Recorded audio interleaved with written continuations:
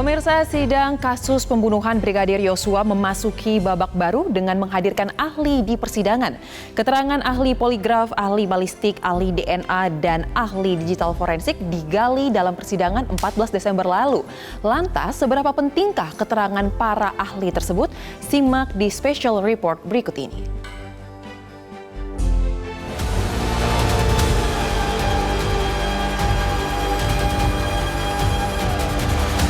Bapak FS nilai totalnya minus 80.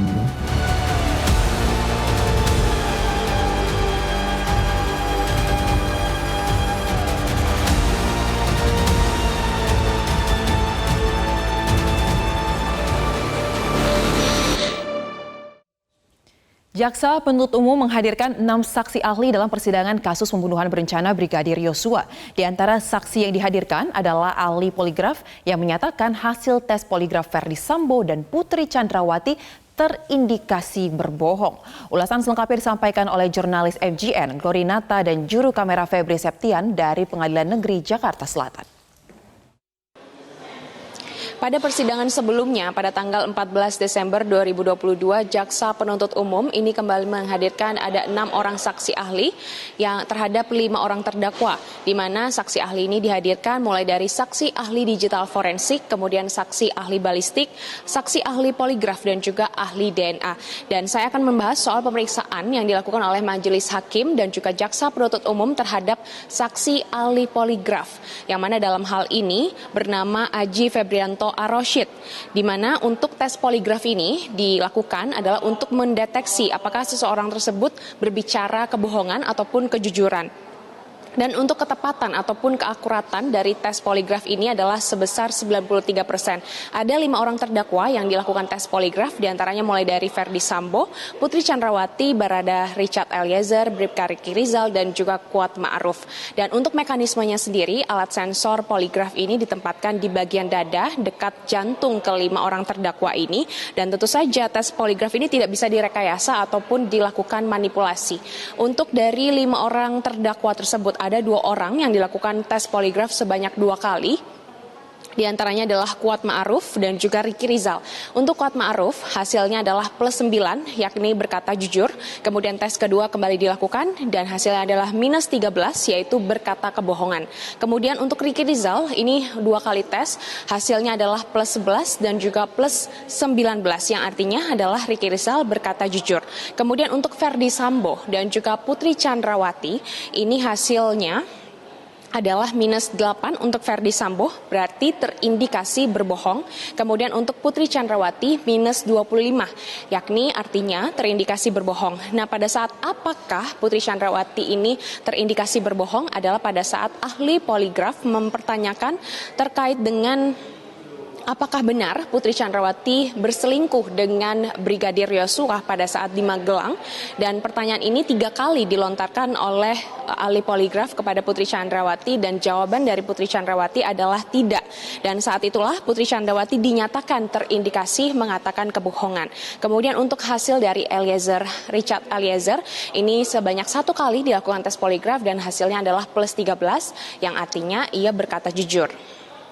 Selain itu juga, untuk selain ahli poligraf yang diperiksa, ada juga ahli balistik, yang mana dalam hal ini adalah ahli balistik dari Puslapol Polri yang bernama Arif Sumirat. Dan dalam keterangannya, Arif Sumirat ini mengaku bahwa ia menerima ada total 10 selongsong peluru dari 2 senjata yang diberikan oleh Polres Jakarta Selatan, yang mana ada 2 pistol ataupun senjata api yang berbeda, diantaranya senjata api jenis HS-9 yang ada 2 selongsong, kemudian jenis senjata Glock 17 yang dalam hal ini adalah 8 selongsong. Dan untuk dari hasil otopsi yang dilakukan oleh ahli forensik menyatakan bahwa ada serpihan peluru di bagian jaringan otak dan juga di bagian pipi dari Brigadir Joshua. Kemudian di bagian punggung dari Brigadir Joshua ini juga ditemukan adanya luka tembak, yang mana dari pihak ahli balistik mengatakan bahwa luka tembak tersebut identik dengan senjata milik Barada Richard Eliezer. Dalam hal ini adalah Glock, senjata api jenis Glock 17. Dan kesimpulannya bahwa dari hasil pemeriksaan ahli balistik yaitu Arief Sumirat ini menyatakan bahwa dirinya tidak bisa memastikan serpihan yang ada di jaringan otak dan juga di bagian pipi dari Brigadir Joshua ini apakah menggunakan senjata api Glock 17 ataupun HS9 milik Brigadir Joshua. Kemudian karena menurut Arief Sumirat karena hanya ditemukan serpihan saja sehingga tidak bisa diputuskan apakah memakai Glock 17 ataupun HS9. Selanjutnya juga, selain kedua saksi tadi, ahli poligraf dan juga ahli balistik, dari pihak jaksa penuntut umum kembali juga menghadirkan ada ahli DNA.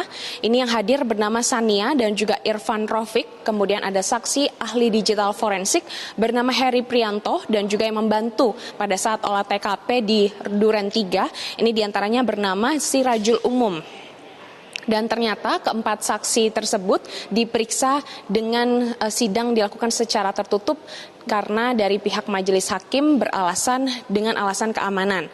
Kemudian juga dari pihak pengacara atau kuasa hukum Richard Eliezer, meskipun sidang ini dilakukan secara tutup, namun dari pihak pengacara Richard Eliezer yaitu Roni Talapesi ini menyatakan bahwa memang dari pihak ahli digital forensik dan juga ahli DNA mengatakan tidak ada DNA dari Verdi Sambo pada saat di TKP atau tempat kejadian perkara. Dalam hal ini bisa disimpulkan bahwa memang pada saat melakukan penembakan terhadap Brigadir Joshua, Verdi Sambo ini menggunakan sarung tangan.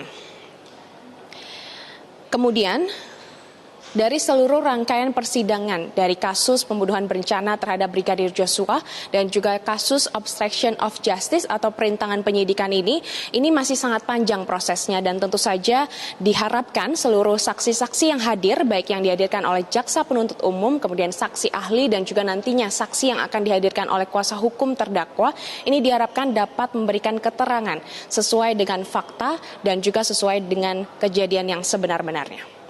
Dari Jakarta, Glorinata, Febri, Metro TV. Dan kini sudah bersama kami di studio Ketua Asosiasi Poligraf Indonesia Agung Prasetya dan pakar hukum pidana Jamin Ginting. Selamat malam Bapak-Bapak. Selamat malam Mbak Sesa. Baik, saya akan ke Pak Agung terlebih dahulu. Dari hasil poligraf yang disampaikan kepada publik, di sini dituliskan bahwa Verdi Sambo hasilnya -8, kemudian Putri Chandrawati -25, lalu angka minus juga didapatkan oleh Kuat Ma'ruf di angka -13. Tapi untuk RE dan juga RR, angkanya ada +13, +11, dan +19. Bisa dijelaskan kepada kami secara singkat, apa perbedaan nilai plus dan minus dalam tes poligraf? Baik.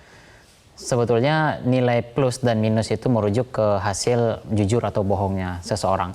Nilai plus itu adalah ketika seseorang itu dinyatakan bahwa dia itu jujur. Dan itu memiliki, kalau kita menggunakan metodenya itu ISS atau Empirical Scoring System, itu di antara +2 sampai plus sekian gitu. Nah kalau untuk yang dia itu berbohong, dia itu -4 sampai dengan ke belakangnya seperti itu. Nah, adapun adanya perbedaan nilai, ada yang -8, ada -25, kemudian ada beberapa nilai-nilai yang lain. Itu sebetulnya adalah bentuk dari awareness-nya dari si terperiksa ini. Jadi kesadaran si terperiksa terkait dengan konsekuensi hukum yang akan dia terima, konsekuensi dari publik, konsekuensi dari sosial yang akan dia terima, itu yang akan menjadi nilai plus atau nilai minusnya itu semakin tinggi seperti itu. Baik, secara singkat artinya minus itu tidak jujur dan plus artinya jujur. Lalu jika orang awam nih Pak, melihat bahwa kata-kata skor itu kan berarti kita bisa menyimpulkan adalah suatu keseluruhan dari rangkaian tes. Apakah dalam poligraf ini seperti yang didapatkan oleh PC -25 ini merupakan dari semua pertanyaan yang diajukan atau hanya spesifik untuk satu pertanyaan saja skor 25 yang didapatkan? Baik, masing-masing ketika kita melakukan pemeriksaan poligraf itu akan dilakukan menurut isu yang akan isu atau permasalahan yang akan diajukan di dalam pemeriksaan poligraf. Nah, isu atau permasalahan yang diajukan itu biasanya adalah satu isu. Itu namanya single issue atau multifacet juga kita gunakan. Kalau multiple issue itu udah untuk screening biasanya untuk hal yang lain. Nah, untuk hal ini kita menggunakan single issue, menggunakan satu permasalahan yang mana saat ini ada beberapa orang itu memiliki permasalahan yang berbeda-beda sehingga memiliki pertanyaan yang berbeda-beda juga gitu. Nah, Untuk satu set pertanyaan poligraf itu, kalau kita menggunakan teknik Utah ZCT, itu menggunakan 11 pertanyaan. Nah, itu di sana itu adalah ada pertanyaan introduction, sekrivasi relevan, ada netral, ada kontrol, kemudian relevan 1, kemudian netral 2, kontrol 2, relevan 3, sampai sekian. Nah, kemudian di dalam pemeriksaan poligraf itu kita melaksanakan yang namanya pengulangan. Nah, satu kali pengulangan itu kita memberikan satu set, kemudian pengulangan kita istirahat setelah itu, kemudian pengulangan kedua dengan diacak lagi pertanyaannya. Kemudian kita setelah itu istirahat, kemudian pengulangan ketiga sampai pengulangan kelima, seperti itu. Itu di dalam metode Utah seperti itu. Nah, makanya pengulangan yang dilakukan itu adalah untuk melihat konsistensi si terperiksa ini reaksinya konsisten terhadap pertanyaan itu, apakah dia jujur terhadap pertanyaan relevankah atau dia berbohong terhadap pertanyaan relevan, itu sebetulnya. Nah, nanti semuanya itu akan di scoring sehingga menghasilkan namanya grand total scoring. Nah, grand total itulah yang akan menjadi nilai akhir sebuah skor. Ada yang minus 25, ada yang minus 8 dan segala macamnya seperti itu. Baik, kalau kita lihat juga untuk FS, PC dan juga untuk KM yang disampaikan kepada publik ini, mereka hanya mempunyai satu skor saja yang minus 8, minus 25 dan minus 13. Tapi untuk RR di sini disebutkan diantaranya ada plus 11 dan plus 19. Berarti ini pengulangan dari Ricky Rizal sendiri memiliki perbedaan hasil kah? Seperti itu atau seperti apa? Bukan, itu isu yang berbeda. Okay. Jadi untuk Ricky yang pertama itu kan seperti yang dijelaskan oleh saksi ahli di persidangan oleh Bapak Aji, itu dikatakan bahwa si saudara Ricky ini melakukan pemeriksaan yang pertama itu terkait dengan apakah dia itu menyembunyikan senjatanya si Joshua itu atas perintah atau bagaimana. Nah, di situ dia jujur, artinya dia tidak diperintah oleh siapapun. Berarti atas inisiatif dia sendiri untuk mengambil senjatanya si Joshua, seperti itu. Nah, kemudian poligraf berikutnya dilaksanakan untuk si Ricky ini, isunya berbeda lagi, bukan terkait yang tadi. Terkait adalah apakah dia melihat Bapak Ferdi Sambo menembak si Joshua, seperti itu. Nah, di sana si saudara Ricky itu hasilnya jujur juga. Ketika dilakukan kita analisa secara melakukan pemeriksaan poligraf, ternyata waktu itu paparan dari saudara Ricky itu ketika penembakan pertama oleh Richard Eliezer itu, si Ricky hadir di sana. Nah, saat terjadinya penembakan si Richard Eliezer, ada beberapa orang yang terkejut dengan kejadian itu, masuk suara hati ke saudara Ricky dari, kalau nggak salah waktu itu dari Azan Romer, mengatakan ada apa bang, katanya kan. Itu menurut pengakuan Ricky ya yang saya bacakan. Kemudian Ricky keluar dan sehingga dia waktu yang penembakan keduanya dia nggak melihat seperti itu. Baik. Nah, waktu kalau Kuat Ma'ruf itu kan kita melihat kan 2 kali juga ya. Yang pertama itu kan terkait mengenai apakah dia melihat, ya mohon maaf, terjadinya hubungan gitu. Nah, dia nggak melihat. Nah, yang poligraf yang kedua itu terkait dengan apakah dia melihat penembakan. Dia sama pertanyaan dengan Ricky waktu itu. Nah, kebetulan waktu itu Kuat melihat waktu yang di pertanyaan poligrafnya itu. Oke, berarti itu untuk 2 hal yang berbeda. 2 hal yang berbeda. Saya mau tanya ke Bang Jamin, tadi sudah ada skor-skor yang disebutkan dan disampaikan juga kepada publik. Kalau misalnya dari sisi pembuktian di persidangan, seberapa penting nilai skor-skor ini akan berguna untuk pembuktian di persidangan, Bang? Ya, dalam konteks digital forensik itu adalah bagian dari suatu upaya penyidik untuk mencari bukti yang lebih lanjut. Dan ini kan suatu bukti petunjuk yang bisa menjadi dasar bagi penyidik nantinya untuk mendapatkan keterangan yang lebih akurat ya kepada para saksi-saksi. Nah, itu konteks penyidikan.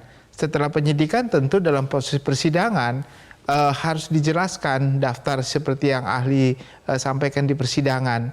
Apakah ada kaitan dengan pertanyaan-pertanyaan di poligraf ini bisa menjadikan dasar apakah dia benar-benar berbohong atau tidak. Nah, biasanya untuk kejahatan-kejahatan yang sulit pembuktiannya memang diperlukan ada seperti ini. Kenapa?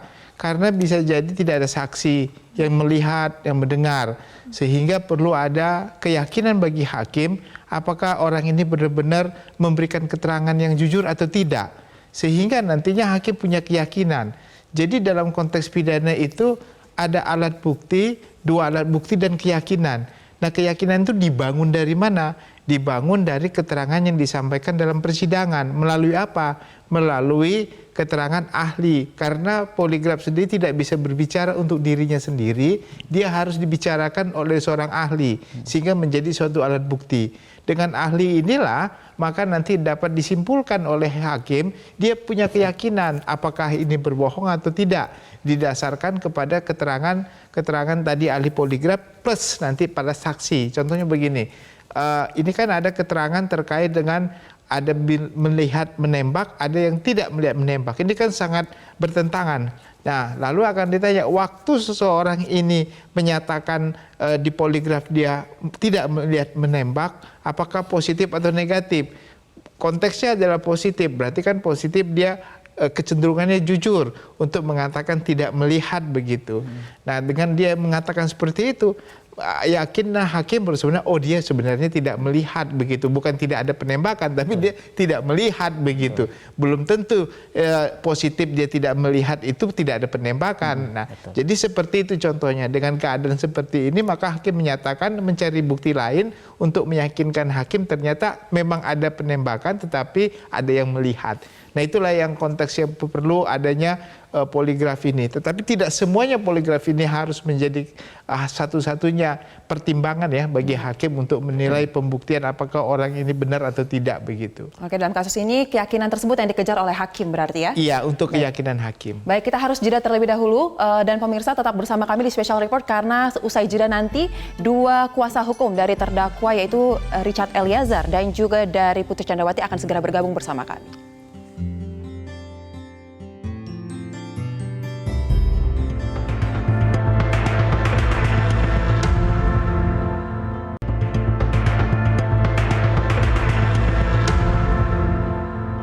Pemirsa, dua terdakwa kasus pembunuhan Brigadir Yosua, Verdi Sambo dan Richard Eliezer beberapa kali saling bantah dan saling sebut bohong. Kita akan simak tayangan berikut ini.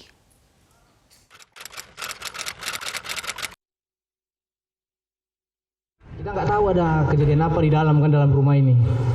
Nanti mungkin sudah sekitar agak 1-2 jam mungkin yang mulia. Baru tiba-tiba ada orang mau keluar dari dalam rumah. Kan pagar kami tutup. Jadi dia nggak ketuk dari dalam rumah, dari pagar dari dalam. Kan Alfons bilang, saya bilang Apong, ada orang mau keluar itu. Dia Apong bukain pagar dari dalam. Tiba-tiba saya lihat ada perempuan yang mulia. Saya tidak kenal yang mulia. Nangis dia yang mulia. Perempuan itu nangis. Baru saya, ini siapa kan? Karena saya memang tidak ada waktu dia datang. Baru saya lihat ke arah dalam ada Ko Elben juga duduk di depan rumah. Baru habis itu perempuan itu bilang mau cari ini drivernya dia kan, cari mobil di mana. Saya lari ke samping, saya panggilin drivernya yang bawa mobil Pajero hitam kalau salah yang mulia. Baru drivernya datang pakai mobil, perempuan itu naik langsung pulang. Tidak ada motif lain setelah apalagi itu perselingkuhan. Berarti itu nggak ada sosok perempuan itu ya Pak ya? Nanti tanyakan ke dia, kita juga tanyakan nanti di persidangan. Siapa yang nyuruh dia ngarang-ngarang seperti itu? Kalau dia yang menembak Joshua, jangan libat-libatkan istri saya. Jangan libat-libatkan Ricky Kuat. Saya siap bertanggung jawab terhadap apa yang saya lakukan. Demikian juga kita awasi persidangan ini sehingga bisa berjalan adil dan objektif.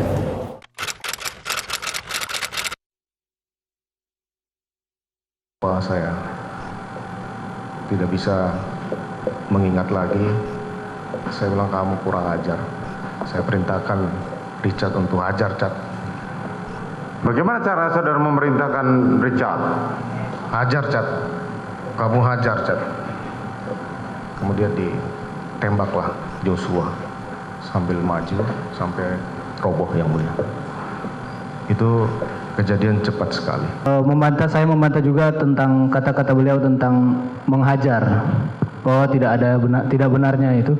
Karena yang sebenarnya kan beliau mengatakan kepada saya dengan keras, dengan teriak juga yang mulia. Dia mengatakan kepada saya untuk, "Woi, kau tembak cepat kau tembak." Lalu yang terakhir yang mulia, saya melihat beliau menembak ke arah Joshua yang mulia. Dan saya juga tidak menembak sebanyak 5 kali.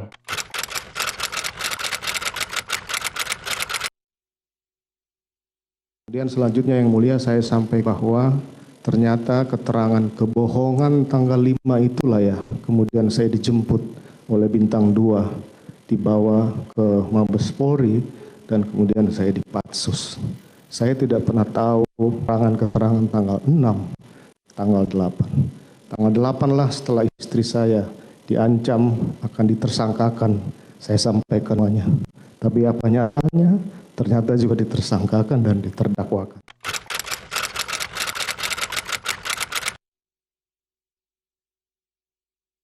Mohon izin untuk Bapak FS nilai totalnya -8. Berapa?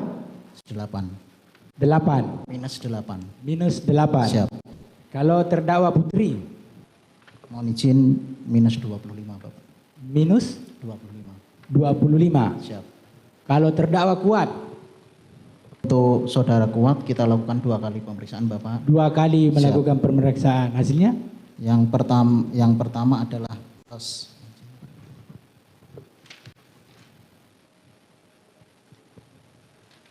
Yang kedua Kasih jelas. Yang pertama? plus 9. Plus 9. Siap. Yang kedua? -13. -13. Untuk terdakwa Riki? Untuk terdakwa Riki kita lakukan 2 kali juga Bapak. Dilakukan 2 kali juga. Yang pertama? Yang pertama plus 11. Plus 11. Yang kedua? Plus 19. Plus 19. Siap.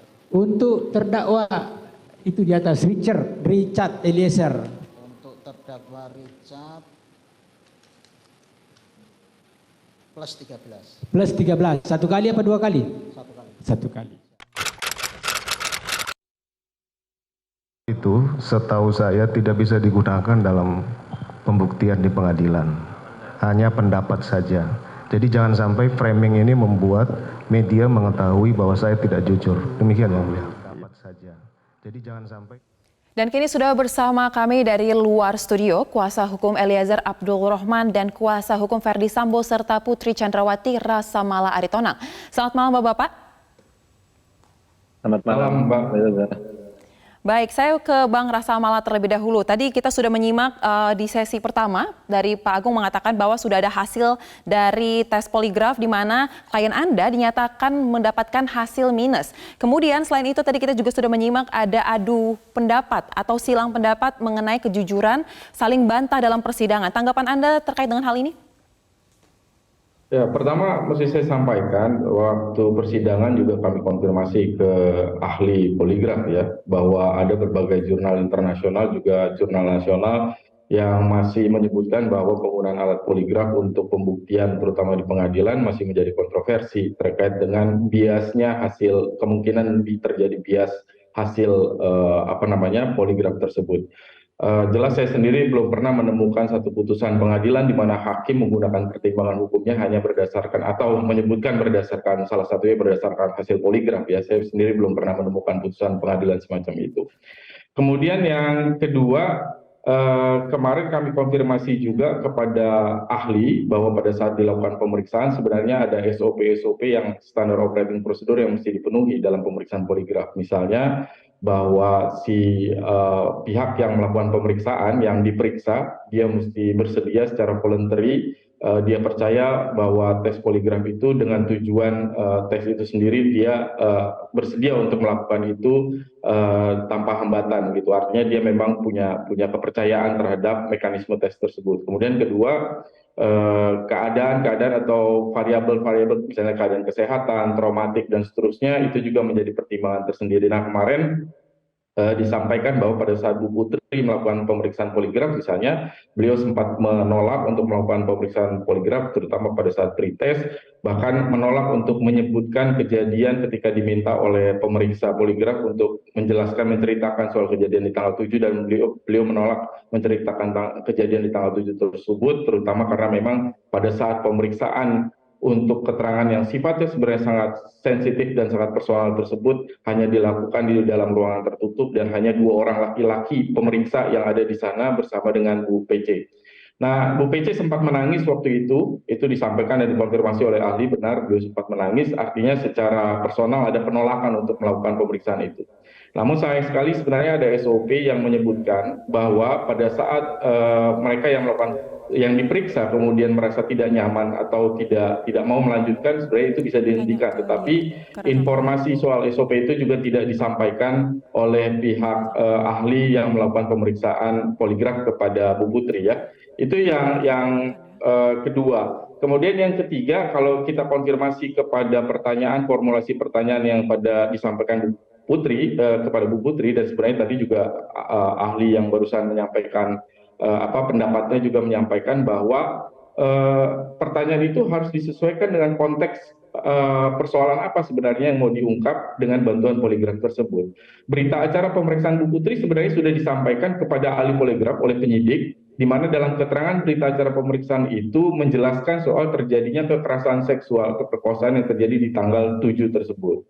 Tetapi kemudian formulasi pertanyaan yang hanya dititipkan oleh penyidik, dan ini diakui oleh ahli, karena ahli sendiri tidak membuat formulasi pertanyaan itu, hanya menggunakan titipan pertanyaan dari penyidik, hanya menyampaikan soal apakah Bu PC berselingkuh atau tidak. Itu yang dikonfirmasi, padahal berita acaranya soal kekerasan seksual. Sementara kekerasan seksual sendiri tidak pernah diformulasikan dalam pertanyaan dan dikonfirmasi lewat alat tes poligraf itu. Kemudian yang keempat, kalau saya boleh tambahkan bahwa kalaupun kita mendasarkan diri pada hasil poligraf itu, justru itu menegaskan pertama hasil poligraf yang disampaikan untuk pengujian terhadap Richard justru menegaskan bahwa benar dia yang melakukan penembakan, karena itu sudah confirm dan diakui hasilnya benar oleh tes poligraf. Baik, Bang Rasamno, berarti pada intinya Anda meragukan hasil. Sedangkan Ricky sendiri itu terkonfirmasi bahwa tidak pernah melihat. Jadi selama Ricky berada di TKP, Ricky tidak pernah melihat adanya penembakan oleh Pak Sambo. Artinya sepanjang peristiwa itu Pak Sambo tidak pernah menembak, sedangkan si Richard confirm bahwa dia melakukan penembakan. Kalau kita mau berdasarkan alat tes poligraf itu sendiri ya, kalau kita pakai itu, artinya memang ini tentu perlu menjadi perhatian kita semua gitu. Baik, berarti pada intinya Anda mengatakan bahwa Anda meragukan mengenai hasil dari tes poligraf ini, betul? Ya, karena prosedur pemeriksaan poligraf yang harusnya dilakukan itu tidak dipenuhi. Betul bahwa kemarin ahli juga menyampaikan 93% hasil kepercayaannya terhadap akurasi, tetapi tentu ada prosedur harus yang dipenuhi sehingga hasil akurasi itu bisa tercapai. Dan kemarin kami konfirmasi sekali lagi, dalam paksaan, dalam tekanan, kemudian sempat menangis, sempat menolak, tetapi tetap dilanjutkan, dan kemudian pertanyaan yang tidak relevan dengan konteks yang sebenarnya dipersoalkan dalam berita acara pemeriksaan yang sebenarnya sudah diberikan kepada ahli pemeriksa waktu itu, ahli poligrafnya. Baik, saya lempar kepada Bang Abdul Rohman, tanggapan Anda mengenai pernyataan yang disampaikan oleh Bang Rasa Mala tadi bahwa tes poligraf ini hasilnya belum bisa diyakini atau masih meragukan. Seperti apa? Mengingat bahwa klien Anda hasilnya memang masih cukup bagus, mendapat nilai plus 13. Ya baik, terima kasih Pak Yosa. Ya pada prinsipnya kalau klien kami kan memang menyatakan bahwa tes poligraf ini memang benar-benar 100% lah, walaupun ambang batasnya 93% sebagaimana yang dikatakan oleh ahli gitu kan. Nah kalau terkait soal apakah klien kami ini jujur, ya jujur memang klien kami mengakui apa Richard ini melakukan penembakan terhadap Joshua. Tapi penembakan ini kan atas dasar perintah, di mana ketika ahli menjelaskan hasil poligraf yang ditunjukkan kepada apakah hasil poligraf Ferdi Sambo itu nyatanya bohong. Bagaimana terhadap hasil poligraf Putri bohong. Dan Kuat juga hasilnya juga bohong. Nah terkait soal ada indikasi bahwasannya ini senjata ini tadi dikatakan bahwasannya Richard memang menembak, itu diakui Richard. Tapi kan senjata ini juga menjadi pertanyaan ketika dalam proses senjata ini diamankan oleh Ricky Rijal mulai dari Magelang sampai ketika tiba di Saguling, dan saudara Richard menyerahkan senjata HS milik korban kepada saudara Sambo, dan pada saat tiba di Duren 3 itu saudara Romer melihat langsung, bahkan di dalam persidangan Romer mengakui bahwa senjata yang jatuh ketika Ferdi Sambo turun tiba di rumah Duren 3 itu ada senjata milik korban, senjata AS, dan bahkan ketika dalam fakta persidangan itu pun dinyatakan bahwa Ferdi Sambo mengatakan dia mengambil senjata almarhum lewat pinggang. Dan ketika dalam fakta persidangan bahwa memang tidak dibuktikan bahwa ada indikasi itu DNA-nya Ferdi Sambo nempel di dalam senjata. Tapi faktanya memang itu membuktikan bahwasannya tidak ada DNA itu yang membuktikan bahwa senjata almarhum Joshua itu memang sudah dihilangkan oleh Verdi Sambo untuk menghapus jejak digital sidik jari Baik, DNA. Bang Abdul Rahman, Nah, kita artinya ini harus kan tidak jeda terlepas terlebih dahulu. bahwasannya. Pembahasannya akan kita lanjutkan usai jeda berikut ini.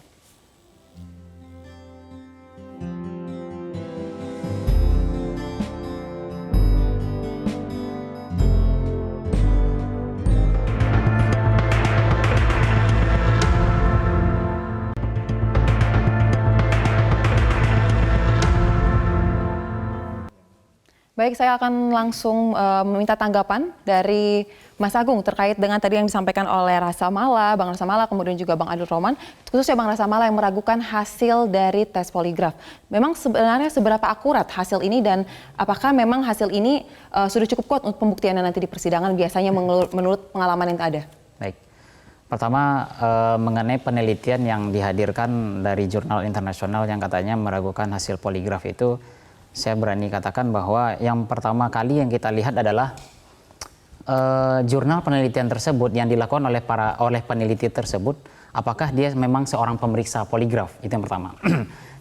Kemudian sebagaimana diketahui bahwa pemeriksa poligraf itu harus melalui standar ketat dari Asosiasi Poligraf Amerika, dan mereka akan memberikan SOP yang paling ketat untuk menyatakan bahwa pemeriksa ini telah layak untuk menjadi seorang pemeriksa, seperti itu. Yang pertama itu. Yang kedua adalah apakah peneliti ini telah menggunakan metode yang valid gitu. Sebagaimana diketahui adalah metode yang valid itu untuk persidangan, yang dilakukan persidangan harus di atas 90%. Nah, yang kita gunakan di dalam pemeriksaan ini di atas ada 93% untuk metode Utah JCT itu. Yang kedua itu yang untuk masalah metode. Yang ketiga adalah untuk masalah terkait hasil interpretasi grafik poligraf itu sendiri. Itu harus menggunakan metode interpretasi yang valid juga. Di sini kita menggunakan metode ISS, di mana metode ini yang sangat yang paling baik lah untuk dalam menginterpretasi poligraf. Nah, seperti yang dikatakan tadi, seberapa akurat seperti itu. Nah, hadirnya akurasi itu bukan semata-mata misalnya kita menggunakan Utah JCT. Mereka mengklaim akurasinya itu adalah 93%. 93%. Betul. Akurasi itu bukan didapatkan berdasarkan hasil yang didapatkan oleh orang yang maksudnya itu orang yang menciptakan metode tersebut gitu. Nah, orang yang menciptakan metode tersebut harus melewati suatu penelitian, dan itu ada standar ASTM-nya juga gitu, dan ada standar dari Asosiasi Poligraf Amerika untuk melakukan penelitian. Seorang yang menciptakan metode teknik Utah JCT, dia akan mengeluarkan sebuah jurnal. Kemudian jurnal itu dia akan publikasikan, dan hasil publikasi itu akan dilihat oleh beberapa masyarakat ahli poligraf. Nah, masyarakat ahli poligraf itu akan melakukan menggunakan metode tersebut berulang-ulang, sehingga perlakuan atau pemeriksaan yang berulang-ulang menggunakan metode yang telah dia ciptakan tadi itulah yang menghasilkan 93% tadi. Baik, jadi 93% itu bukan klaim sepihak, adalah klaim dari masyarakat poligraf yang melakukan pemeriksaan menggunakan metode itu, jadi sehingga menghasilkan 93%. Oke, jadi berdasarkan pengalaman yang ada, hasil 93% ini cukup bisa dipegang dan dipercaya. Betul, dan itu oleh Asosiasi Poligraf Amerika menjadikan skor akurasi yang paling tinggi dan Utah JCT itu. Baik, saya akan tunjukkan dulu terlebih dahulu kepada Anda dan juga kepada pemirsa mengenai satu hal ini, yaitu terdakwa Richard Eliezer menyatakan bahwa dirinya menembak Brigadir Yosua 3-4 kali. Namun ahli balistik menemukan 8 selongsong dari senjata jenis Glock yang dipakai oleh Eliezer. 10 selongsong peluru yang mulia. Setelah kami identifikasi, awal prosesnya adalah seperti ini, mulai izin. Jadi ada dicurigai senjata 2 yang mulia, kemudian kita uji balistik. Uji balistik itu uji tembak yang mulia. Dari uji tembak itu dihasilkan anak peluru yang mulia. Kita tembakkan ke dalam air yang mulia. Kita mendapatkan anak peluru dan selongsong peluru yang mulia dari senjata Glock dan HS yang mulia. Kemudian kita bandingkan dengan barang bukti yang mulia. Dari 10 itu, 10 selongsong yang kami terima, yang kami periksa yang mulia. Dari 10 selongsong tersebut, kami bisa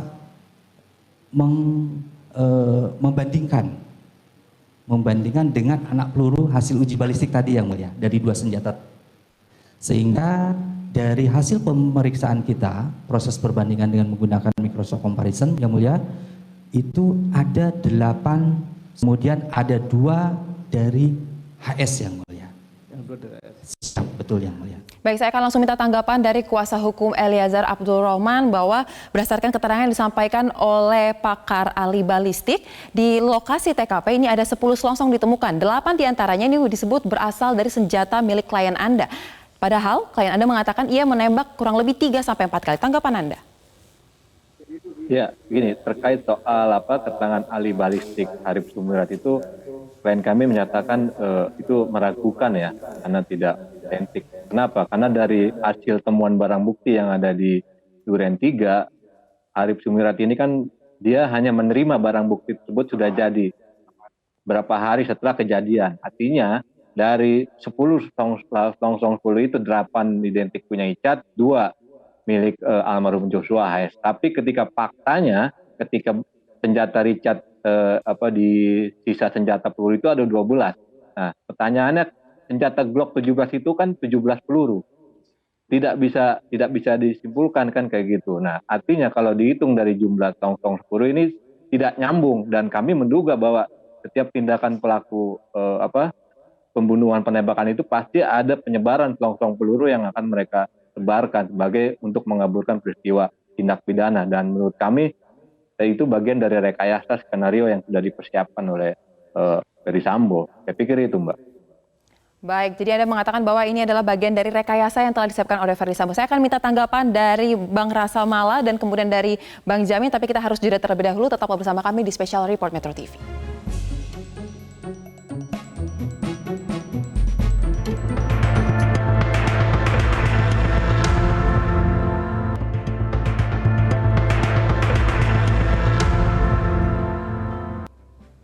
Anda kembali di Special Report Metro TV pemirsa, dan saya akan langsung tanyakan pendapat dari kuasa hukum Ferdy Sambo dan juga Putri Chandrawati, Bang Rasa Mala Aritonang. Tadi kuasa hukum Eliezer mengatakan bahwa ini diindikasi merupakan bagian dari siasatnya Ferdy Sambo, yaitu untuk mengaburkan lokasi olah TKP. Tanggapan Anda dan apa sebenarnya keterangan yang disampaikan oleh Ferdy Sambo terkait dengan penembakan yang terjadi, karena pada dasarnya hasil dari uji balistik tidak sesuai dengan pernyataan yang disampaikan dalam keterangan di muka sidang. Ya, saya kira ini bukan soal keterangannya Pak Ferdy Sambo, ini kan keterangan Richard yang menyampaikan bahwa dia kurang dari 5 kali melakukan penembakan. Memang berubah terus, 2-3 kali, kemudian terakhir 4 kali. Satu Pak Ferdy Sambo yang menembak, kata Richard.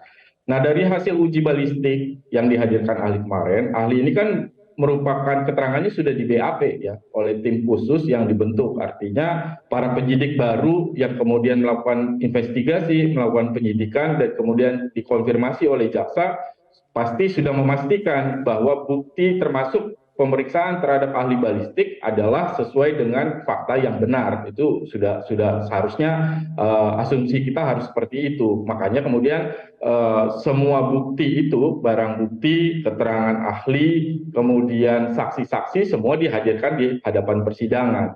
Nah, apa yang disampaikan kemarin kan ahli balistik juga itu kan dihadirkan memang dari kepolisian juga, itu pihak kepolisian yang menghadirkan. Nah, disebutkan bahwa di TKP ditemukan ada 8 selongsong peluru dari Glock 17 MPY 851. Ya, jadi Glock 17 itu hanya ada 2 senjata, satu senjata HS, satu senjata Glock 17. Nah, Glock 17 ini confirm dari 8 selongsong peluru adalah milik Richard. Artinya apa? Artinya Richard tidak menembak 5 kali. Berarti dia bohong. Dia tembak 8 kali karena selongsong pelurunya 8. Nah, senjata HS berdasarkan temuan balistik itu ada 2 selongsong peluru dan juga proyektil. Proyektil itu yang kemudian ditemukan di bawah dinding. Jadi itu tembakan yang ditujukan. Jadi HS itu confirm dari hasil penelitian ahli balistik itu ditembakkan ke dinding bordes. Ada 3 titik di situ. Sebenarnya kemarin dikonfirmasi ada 3 peluru, ada 3 selongsong dan dan butiran peluru yang itu confirm itu dari HS. Artinya dengan demikian tembakan yang digunakan HS berdasarkan temuan selongsong dan proyektil itu confirm ditujukan kepada dinding bordes bukan ke tubuh. Sedangkan berdasarkan pembuktian di fakta persidangan yang menembak itu kan Richard dengan 8 tembakan peluru, maka harusnya kesesuaiannya sebagian besar peluru yang masuk, semua peluru yang masuk ke dalam tubuh Joshua atau korban itu peluru dari Richard, karena untuk peluru dari HS sendiri itu hanya ke dinding bordes. Itu kemarin sudah dikonfirmasi dalam fakta persidangan yang disampaikan oleh ahli balistik. Baik, saya akan minta tanggapan langsung kepada Bang Jamin Ginting selaku pakar pidana. Anda melihat terkait dengan hal ini seperti apa? Karena kita tidak boleh lupa juga bahwa olah TKP yang sebenarnya ini baru dilakukan beberapa hari setelah peristiwa. Seperti apa? Ya, jadi memang TKP-nya nggak clear ya. Artinya nggak clearnya suatu tindak pidana terjadi tidak langsung dilakukan screening ya terhadap tempat kejadian tersebut. Harusnya itu kan screen ya, tidak boleh ada dijamah, tidak boleh dihilangin orang-orangnya juga, pakaian yang digunakan segala macam itu harus pada saat itu langsung untuk bisa di screening. Tetapi realitanya salah satu contoh saja yang paling kecil ya mengenai darah, disuruh kodir pembantu untuk membersihkan darah tersebut dan itu sudah clean, sudah rusak itu semua TKP itu karena identifikasi terhadap pelaku, proyektil, misiu ya apa segala macam itu sudah rusak. Nah kita nggak tahu nih terkait dengan apakah proyektil dan tadi selongsong peluru itu benar-benar real seperti itu atau ada juga rekayasa, contoh menyebarkan selongsong atau menyebarkan peluru. Ya kan bisa aja terjadi seperti itu. Tapi pengakuan-pengakuan yang disampaikan kalau dia menembak 4 gitu, itu dari tubuhnya, terus dilihat lagi tentang tembakan yang lain, itu banyak yang nggak sesuai ya.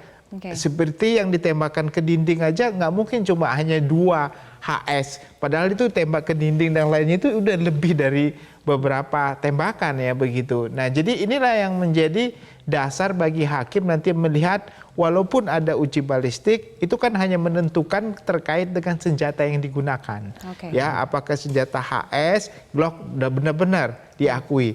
Tetapi matinya seseorang itu tidak bisa dijadikan dasar bahwasannya uji balistik itu, karena uji balistik itu waktu saksi ahli ditanyakan dia juga nggak bisa jawab.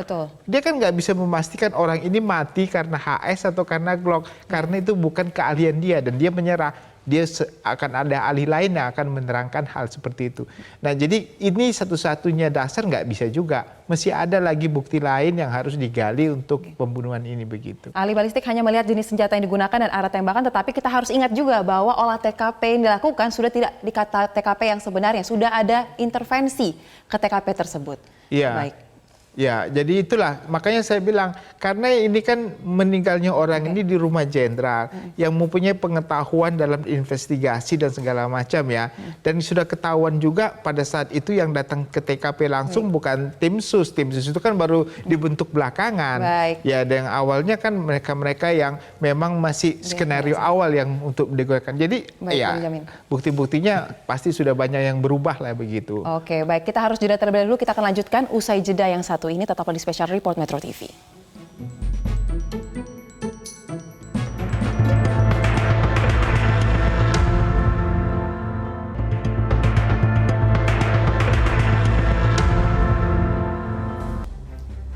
Anda kembali di Special Report Metro TV pemirsa, dan saya akan langsung minta tanggapan kepada Abdul Rohman, kuasa hukum dari Eliezer terkait dengan pernyataan yang telah disampaikan oleh para saksi di muka sidang, baik itu tentang poligraf, kemudian DNA, dan juga balistik, seperti apa? Singkat saja. Ya baik, terima kasih. Terkait soal poligraf ya, kalau dari poligraf kemarin kan di fakta persidangan klien kami sudah menyatakan, bahkan di dalam keterangan ahli juga sudah diterangkan ya bahwasannya ketika Richard ditanya apakah kamu memberikan keterangan palsu, dan artinya memang keterangan Richard jujur kan kayak gitu, dan itu diakui oleh ahli kan gitu. Terkait soal DNA itu soal sidik jari yang ditemukan di TKP, bahkan keterangan ahli pun itu dari senjata yang dipegang Richard itu identik oleh 3 orang. 3 orang ini dari satu adalah Richard, 2 Kombes Susanto, 3 Arif Rahman kalau tidak salah, Agus Nurpatria gitu. Nah, yang terakhir jadi pertanyaan kita ketika senjata AS itu ada digunakan oleh korban, tiba-tiba kok Ferdi Sambo mengatakan bahwasannya senjata itu ambil di pinggang, artinya mana mungkin senjata dari Saguling jalan tiba-tiba ke Duren 3, kan nggak mungkin, itu kan nggak masuk akal. Nah, ini kan menjadi pertanyaan soal penggunaan senjata. Nah, soal terkait soal peluru, ini ahli senjata mungkin yang lebih mengerti itu akan merasa curiga dengan keterangan ahli, mana mungkin ketika barang bukti selongsong peluru yang ditemukan di TKP itu berbeda dengan sisa peluru yang digunakan Icat 12, 8 dengan 12 itu kan sangat gak nyambung.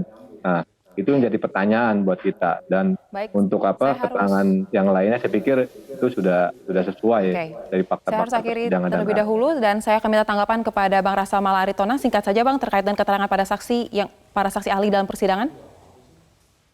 Ya, pertama gini, itu jelas bahwa hasil dari ahli balistik ini kan terlepas bahwa berbagai dugaan kita, ya kita tidak bisa memilah-milah bahwa bagian dari pembuktian ini kemudian tidak valid, yang lain valid gitu. Sementara itu semua disajikan sebagai fakta persidangan ya. Biarlah nanti hakim yang menilai soal kesesuaiannya dengan fakta-fakta yang lain.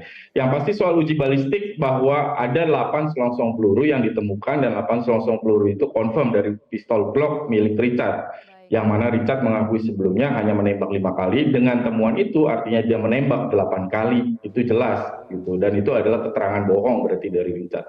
Kemudian yang kedua juga soal sarung tangan. Kalau kemudian persoalannya adalah soal tes DNA, di mana di dalam senjata tersebut tidak ditemukan DNA Pak Sambo, kemudian dianggap bahwa dia menggunakan sarung tangan, perlu dipahami bahwa berdasarkan fakta persidangan, senjata HS itu sebelum dipegang oleh Pak Sambo juga dipegang oleh Richard dan dipegang oleh Ricky. Jadi Ricky waktu membawa dari Magelang ke Saguling itu dipegang oleh Ricky senjata itu. Kemudian juga dipegang oleh Richard waktu, kalau kita pakai jalan cerita Richard menyerahkan ke Pak Sambo. Artinya DNA dari Richard dan Ricky pasti tetap ada di sana. Karena kalau Pak Sambo pakai sarung tangan, dia tidak akan menghapus sidik jari yang lain atau DNA yang lain yang melekat pada senjata HS. Faktanya pada senjata tersebut tidak ada DNA mereka semua, yang ada hanya DNA Joshua. Jadi artinya ada jalan cerita yang lain.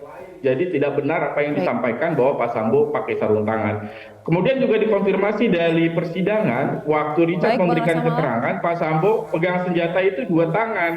Jadi yang satu pakai sarung tangan, yang satu tidak. Artinya akan tetap tertinggal DNA-nya. Jadi sekali lagi, mari kita sajikan fakta ini secara objektif saja di persidangan, biarkan nanti hakim lihat kesesuaiannya, dan mari sama-sama membuka fakta ini supaya bisa terungkap yang sebenar-benarnya, dan bukan hanya keterangan justice collaborator saja yang menjadi bahan utama dalam memutus perkara ini. Saya kira kita tanggapan kepada Bang Jamin Ginting mengenai hal ini. Jadi pertama tadi terkait dengan poligraf, ini bisa digunakan sebagai keyakinan hakim, dan keyakinan hakim itu tidak dimasukkan dalam bukti di persidangan. Dijelaskan poligraf adalah sebagai dasar, itu enggak, tapi itu sebagai petunjuk bagi hakim, ini adalah keterangan yang benar, adalah keterangan benar berdasarkan poligraf. Itu yang pertama. Yang kedua, terkait dengan TKP yang sudah rusak, dari awal memang kita ketahui rencana dan rekayasa itu kan terkait dengan tembak menembak, maka jumlahnya akan banyak,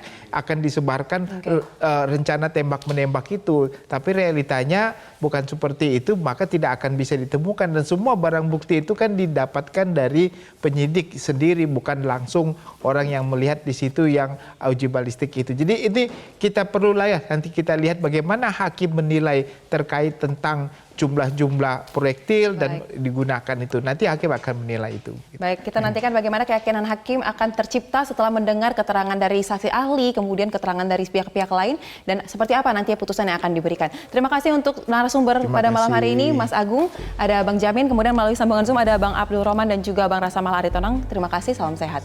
Dan pemirsa, ini merupakan akhir dari perjumpaan kita dalam special report kali ini. Saya Soso Hutapea, mewakili segenap rekan kerja yang bertugas, mengucapkan terima kasih atas atensi Anda. Sampai jumpa.